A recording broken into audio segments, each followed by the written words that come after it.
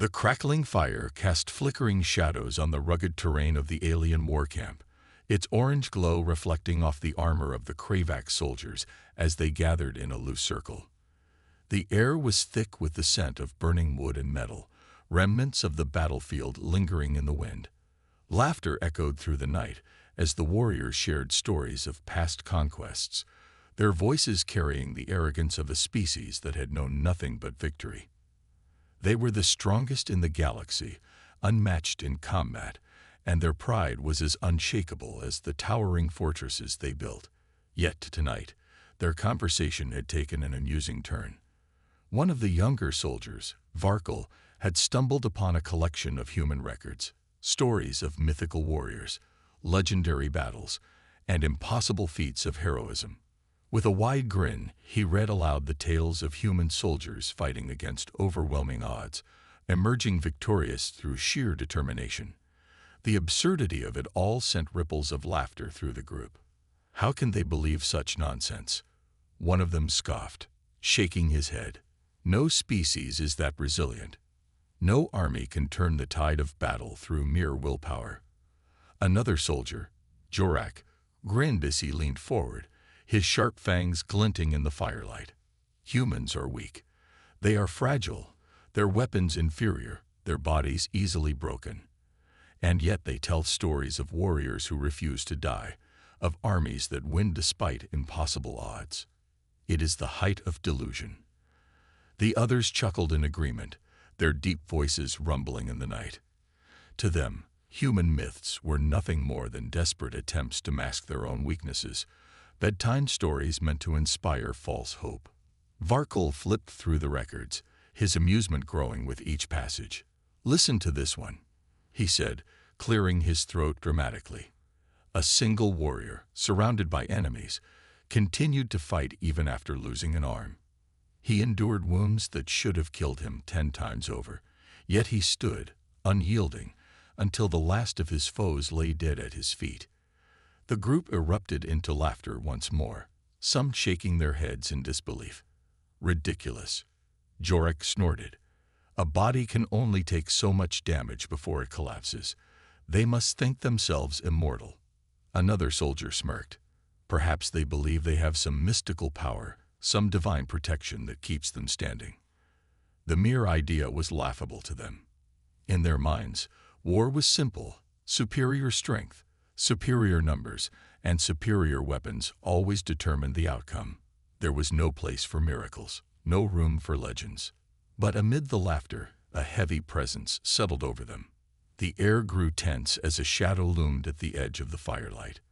The warriors turned, their expressions shifting from amusement to caution as they recognized the figure approaching them. Commander Zelvar, a decorated war hero, stepped forward, his battle-worn armor marked with scars of countless battles. His piercing gaze swept over the gathered soldiers, and in that moment, the laughter ceased. Zelvar was not a warrior who entertained foolishness, nor was he one to be ignored. His reputation was carved in blood and victory, his name spoken with reverence among the Kravax ranks. If there was any soldier who had seen the true horrors of war, it was him. For a long moment, he remained silent, his expression unreadable. Then, in a voice that carried the weight of experience, he spoke. "You laugh at human myths," he said, his tone even yet cold. "But do you know why these stories exist?" The younger soldiers exchanged uncertain glances.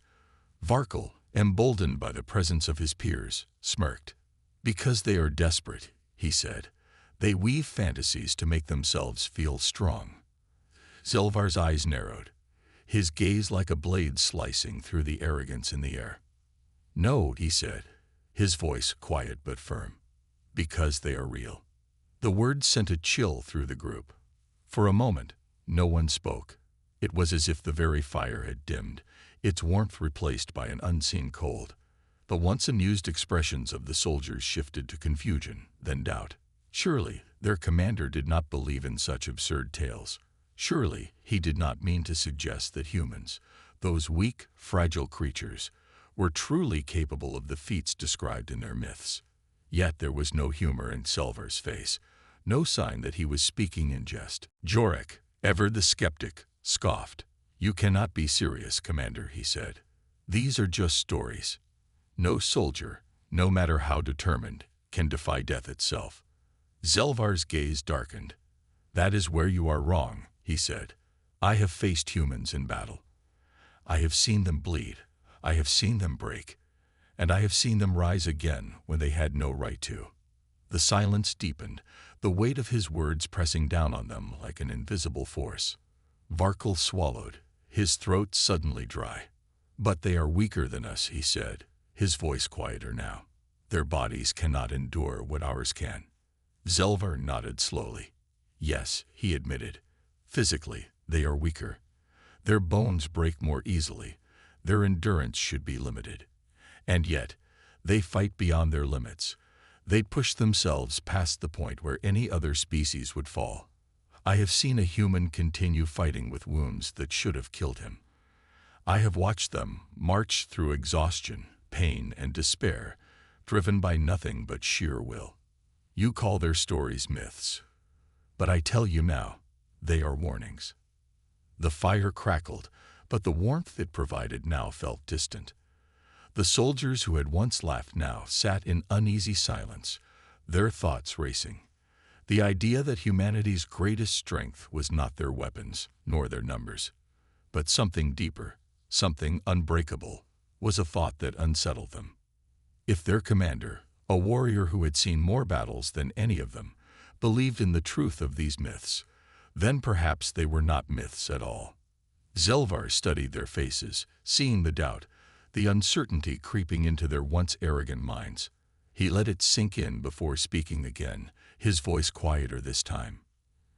"You mock what you do not understand," he said. "But the day may come when you face a human on the battlefield. And when you do, you will remember this night. You will remember that their myths were never just stories." With that, he turned and walked away, leaving the young soldiers in the grip of a silence that no laughter could break. The fire crackled, but its warmth no longer reached the soldiers gathered around it. The laughter had died, replaced by a heavy silence that clung to the air like a thick fog. The words of their commander, Zelvar, still echoed in their minds, unsettling the certainty they had once shared. Before tonight, they had been convinced the human myths were nothing more than desperate fantasies, weak creatures inventing stories to hide their true nature. But now, doubt crept into their thoughts like a slow-moving shadow. Could it be true? Could the impossible stories of human resilience actually have a foundation in reality? The younger soldiers exchanged uneasy glances, their confidence shaken. No one spoke, each waiting for another to break the silence, yet none dared to. It was as if the very presence of their commander had stripped them of their arrogance, leaving behind only questions they were too afraid to voice. The fire burned low, and the night grew colder. Then the silence was broken, not by words, but by the sound of approaching footsteps. Heavy, deliberate, and slow, each step carried a weight that pressed upon the gathered warriors like an unseen force. The soldiers turned, their eyes drawn to the imposing figure that emerged from the darkness. The firelight flickered against the battered armor, the deep scars upon its surface telling stories of battles fought and survived. A warrior unlike any other stood before them, his presence alone commanding the kind of respect that was not demanded, but earned through blood and war. Commander Zelvar had returned, and with him, the ghost of every battlefield he had ever walked. The younger soldiers straightened instinctively, their bodies reacting to the unspoken authority he carried. For a moment, he said nothing, his piercing gaze sweeping over the warriors before him. It was the gaze of a soldier who had seen things they had not, who had faced enemies they could not imagine. Then finally, he spoke, his voice cutting through the night like the edge of a blade. "You still believe human myths are nothing but foolish stories?" The question hung in the air, heavy and unforgiving. No one answered. The silence stretched between them, and the fire crackled once more, as if impatient for their response. Zelvar let the quiet linger, watching the uncertainty in their eyes before he took another step forward. I have fought against humans, he continued, his tone even but carrying the weight of something deeper, something unspoken. I have seen them bleed, I have seen them fall, and I have seen them stand again, when every law of nature said they should not. The younger soldiers shifted uncomfortably. Varkal, the one who had laughed the loudest earlier, now found himself unable to meet Selvar's gaze. His fingers twitched as he remembered the stories he had read, the ones he had mocked. They had seemed so ridiculous then, so absurd. But now, hearing the same things from the mouth of a warrior who had fought on the front lines, they no longer felt like myths. They felt like warnings. Jorak, always the skeptic, cleared his throat. "Commander," he said, though there was hesitation in his voice, "surely you do not mean to tell us that these stories are true, that a human can keep fighting beyond what is possible?" His words carried a weak attempt at disbelief, but there was doubt in his eyes. Selvar turned his gaze to him, and in that moment, Jorak felt a chill that had nothing to do with the cold night air. "I tell you what I have seen," Selvar said, his voice unwavering. "On the battlefield of Terith Prime, my unit faced a human force far smaller than our own. By all logic, they should have been crushed within the first hour. We outnumbered them, outgunned them, and yet they did not fall." His eyes darkened, as if recalling the memory in vivid detail. "We struck them down, but they refused to stay down. I saw men fight with broken limbs, with wounds that should have killed them. I watched as they dragged themselves forward, even when their bodies had given up, as if something else, something unseen, was carrying them forward." His words sent a ripple of unease through the soldiers. The firelight danced across their faces, highlighting the shift in their expressions. This was not a story told by humans to inspire themselves. This was a first-hand account, spoken by a warrior who had seen the impossible unfold before his very eyes. Jorak swallowed hard. Perhaps they were using combat stimulants, he offered weakly, but even he did not sound convinced. Selvar shook his head. "No drug can do what I saw. No substance can make a soldier keep fighting when their body has been torn apart. What I witnessed was not chemical enhancement. It was something else, something deeper." He took another step forward, his presence now towering over the gathered warriors. "You see, we Kravaks are powerful because we are built to be. Our strength is natural, our endurance unquestionable. But humans are not like us. Their bodies are weak, fragile. And yet, when the moment comes, when everything is against them, they become something else, something terrifying." The soldiers felt the weight of his words settle upon them like an unseen force pressing against their chests. Selvar's gaze swept over them again, measuring their understanding. "You laughed at their myths," he said, his voice quieter now, but no less intense. "But tell me this, how many species do you know that tell stories of themselves losing? How many creatures in this galaxy take pride in their own suffering and struggle? Humans do. They do not speak of easy victories. Their heroes are not gods who win without effort. Their greatest stories are about pain, about survival, about fighting when all hope is gone." His words hung in the air, the fire reflecting in the eyes of the young warriors who had once been so certain of their own superiority. Varkal, who had been silent until now, finally found his voice. "Commander," he said slowly, carefully, as if choosing his words with newfound caution, "what are you saying?" Selvar met his gaze, his expression unreadable. "I am saying that the next time you face a human on the battlefield," he said, "do not expect them to fall when you think they should. Do not believe the fight is over just because they are wounded. Because when a human stands back up, when they rise after they should have died, that is when the real battle begins." The fire crackled once more, but no one spoke. The younger soldiers sat frozen, the weight of realization settling upon them like a cold hand on their shoulders. The laughter of earlier was long gone, replaced by something far heavier, something they could not shake. Doubt, fear, and above all, respect for an enemy they had never truly understood. Selvar turned away, his footsteps fading into the night as he left them alone with their thoughts. But his words lingered long after he was gone, and the myths they had once mocked no longer seemed so foolish. The air inside the war camp was thick with tension. The soldiers sat in silence, their earlier laughter now a distant memory. Their minds were still reeling from the words of their commander, Selvar, who had spoken of humans in a way no Kravax warrior ever had before. They had spent years mocking human myths, dismissing them as foolish exaggerations, stories created to mask weakness. But now, after hearing the first-hand account of a war hero, doubt had begun to creep into their hearts. The fire before them crackled, casting flickering shadows on their faces, but the warmth did little to chase away the cold unease that had settled over them. Jorek, the most skeptical of the group, shifted uncomfortably. He had always believed that strength was measured in raw power, in the ability to crush one's enemy without hesitation. The Kravax were superior warriors, their bodies designed for battle, their endurance unmatched. Humans, by comparison, were small, fragile, and unimpressive. And yet, if what Selvar had said was true, then the very nature of war itself was different from what they had always believed. It does not make sense, Jorek muttered, his voice breaking the silence. How can something so weak endure so much? How can creatures with brittle bones and soft skin fight against warriors like us and survive? Varkal, who had been staring into the fire, exhaled slowly before speaking.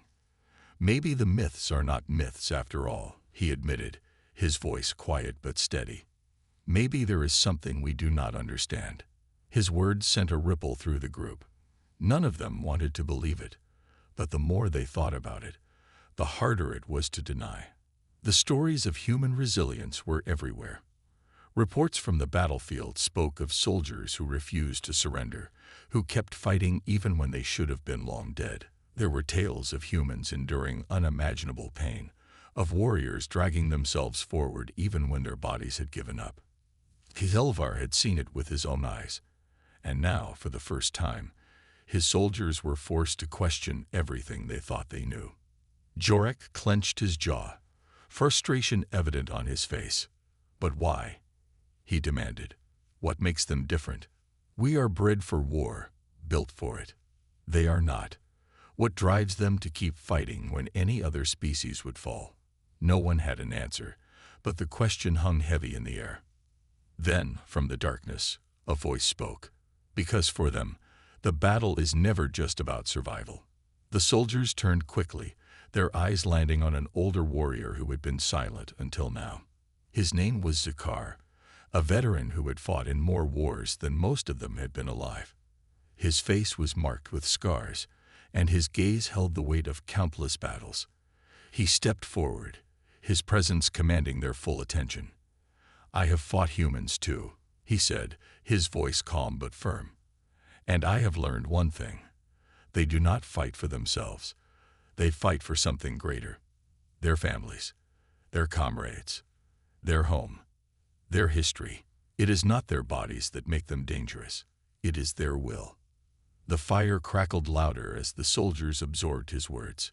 Varkal swallowed hard. Are you saying their strength is not physical? Zakar nodded. Exactly. They are fragile, yes. But the mind of a human is something different. When a Kravax soldier is wounded beyond recovery, he accepts death. He knows his time has come. But a human will refuse to die, not because they believe they can win, but because they refuse to let go of what they are fighting for. Jorek frowned, his skepticism faltering. But that is madness, he said. What good is willpower when the body is broken? Zakar stepped closer, lowering his voice. That is what we have always believed. But tell me, Jorek, have you ever seen a human in their final moments? Have you ever looked into their eyes when they should be dead? Jorek hesitated, unsure of what to say. I have, Zakar continued. And do you know what I saw? I saw fire. I saw defiance. I saw the refusal to accept the inevitable.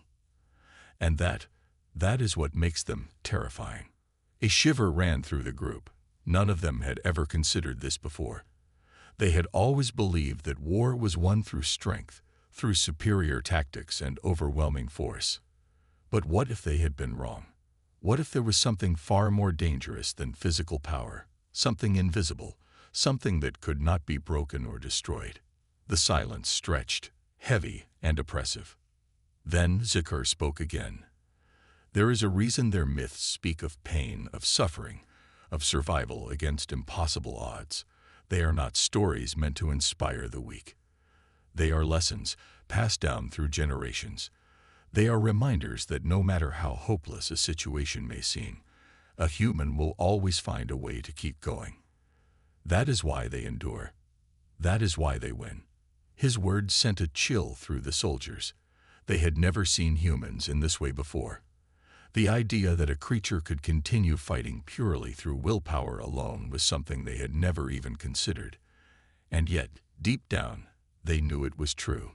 The battle reports, the stories, the impossible victories, all of it made sense now. Jorak let out a slow breath, his earlier confidence shaken. So, we have underestimated them, he admitted, the realization hitting him like a blow. Zikar nodded. We always have. And if we do not learn from our mistakes, we will pay the price. The soldiers exchanged uneasy glances, the thought of facing an enemy that refused to. The fire burned lower, casting long shadows across the camp. No one spoke for a long time, each lost in their own thoughts.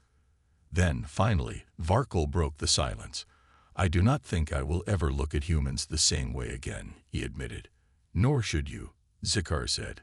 Because the next time you face them, you will understand one thing. When a human stands against you, you are not fighting flesh and bone.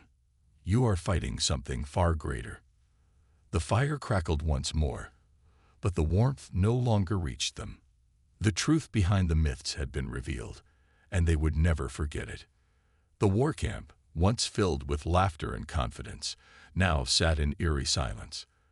The Kravak soldiers, known across the galaxy for their ruthless efficiency and unshakable arrogance, found themselves unable to speak. The fire that had warmed them now felt distant, its flickering flames unable to chase away the chill that had settled in their bones. Each warrior sat deep in thought, their minds still replaying the words of Zikar, the veteran who had spoken of humans in a way none of them had ever imagined. The myths they had mocked for so long were no longer amusing stories. They were warnings, and now, those warnings weighed heavily on their minds. Jorak, once the loudest skeptic, clenched his jaw as he stared into the flames.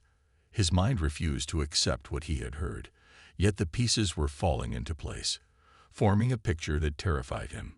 He had fought countless enemies, seen fear in the eyes of the weak, and had crushed those who stood against the might of the Kravaks. But now, for the first time, he wondered, what if they had been wrong? What if, in their arrogance, they had failed to recognize the real danger? He had always thought that war was simple, the stronger side won. But now, he realized strength was not just about muscle and claws. It was about something far more dangerous. It was about the will to survive, the refusal to break. And that was something humans had in abundance. Varkol shifted uncomfortably beside him. You all feel it, don't you? He murmured, his voice barely above a whisper. That? Unease. No one responded, but the flickering of nervous eyes and the stiffness in their postures spoke volumes. Even those who had once scoffed at the idea of human resilience now felt a creeping sense of dread. They had fought humans before, but they had never truly seen them. They had only seen what they wanted to see, fragile bodies, easily broken. But now, they realized they had never taken the time to look into the eyes of a human who refused to die. A soldier across from Jorak let out a slow breath. I always thought they were just reckless, that they didn't know when to surrender. His voice was unsteady, as if saying the words made them more real. But now I wonder, maybe they always knew exactly what they were doing. Maybe they knew we underestimated them, and they used that against us.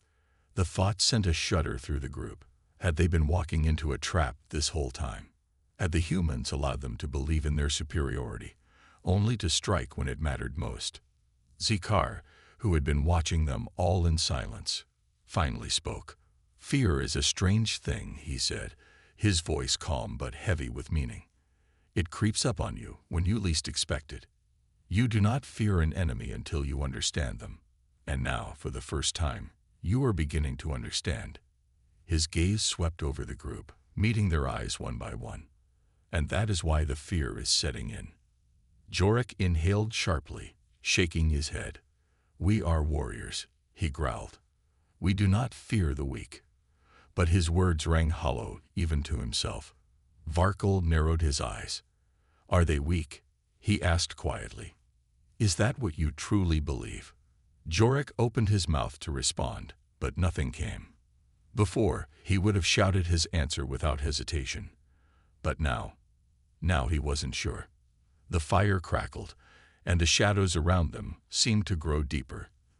The silence stretched, thick with unspoken thoughts. Each soldier found themselves questioning things they had never questioned before.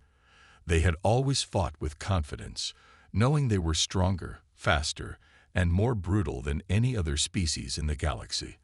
But humans did not play by the same rules. Humans endured. Humans adapted. Humans survived. A memory surfaced in Jorek's mind, one he had buried long ago. A battle on a distant world where a human soldier had been left behind, surrounded by Kravak's warriors. He should have surrendered.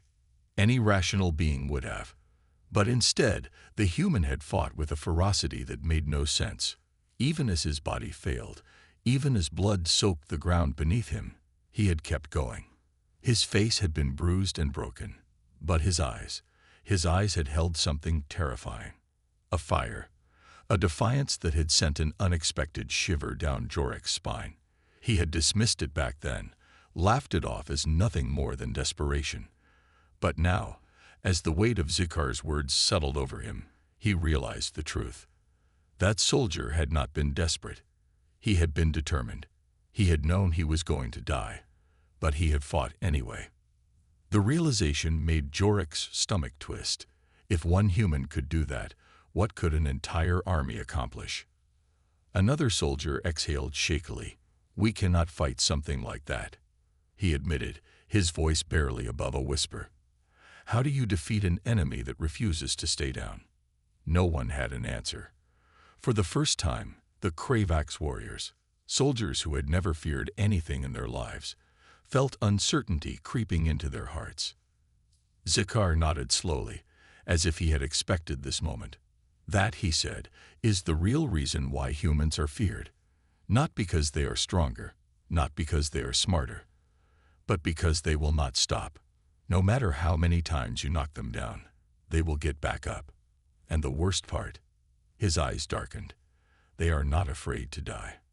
They will fight until their last breath, not for themselves, but for something greater. That is what we have never understood." Jorek's hands curled into fists, his mind racing. He wanted to deny it, to push the fear away, but he couldn't. The truth had been laid bare before them, and now it was impossible to ignore. The humans were not weak. They were not foolish. They were dangerous. And for the first time in his life, Jorek felt something he had never felt before going into battle. Doubt. The fire flickered lower, casting eerie shadows across their faces. No one laughed. No one scoffed. The stories they had once mocked now felt like ghostly whispers, reminders of something they had refused to believe for too long. The myths were not myths. The warnings were real. The fear had set in. And there was no escaping it now. The battlefield was silent. Not with the silence of victory, nor the silence of peace, but the silence that came after a lesson had been learned, one that could never be forgotten.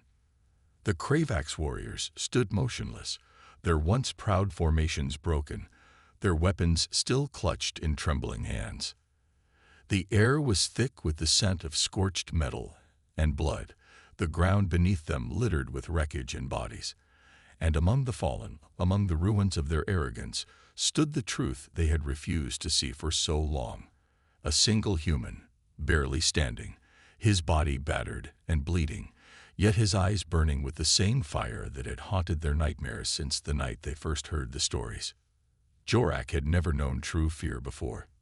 He had fought countless battles, faced enemies of all kinds, and had always emerged victorious. The Kravaks were the strongest, the fiercest, the most dominant force in the galaxy. That was what they had been taught. That was what they had always believed. But now, as he stood amidst the wreckage of their greatest defeat, he knew that belief had been nothing more than a comforting lie. The humans had shown them the truth, not through words, not through warnings, but through battle, through sheer unbreakable will. He had seen it with his own eyes. He had watched as the human forces had refused to fall back, even when they were outnumbered. He had seen them fight beyond the limits of reason, beyond the limits of their bodies. They should have broken. Any sane species would have surrendered. But they didn't. They fought with something the Kravaks could not understand, something that had turned the tide of battle, something that had reduced their once great army to nothing but fractured remnants. Varkal staggered forward, his breathing ragged. His armor was cracked, his blade dulled, and his once burning confidence had been extinguished. "We underestimated them," he whispered, his voice hollow. Jorak turned to look at him, his own hands still trembling. "We didn't just underestimate them," he said slowly. "We misunderstood them. We thought we knew what strength was. But we were wrong." The human before them, the last of his squad, took a slow, shuddering breath. His uniform was torn, his body covered in wounds that would have killed a Kravaks long ago. And yet he stood. He did not ask for mercy. He did not gloat. He simply stared at them, as if daring them to make another mistake. Jorak had once laughed at the idea of human resilience. He had thought their so-called tenacity was nothing more than foolishness, a weakness disguised as bravery. But now, standing on the edge of their defeat, he knew the truth. It was not foolishness. It was the most terrifying strength he had ever witnessed. A deep, painful silence settled over the surviving Kravaks. No one spoke. No one moved. The lesson had been taught in blood and fire, and it would not be forgotten. The humans were not just another species to be conquered. They were something else entirely, something that could not be broken, something that refused to bow. And for the first time in Kravaks history, they would have to learn how to live with that truth.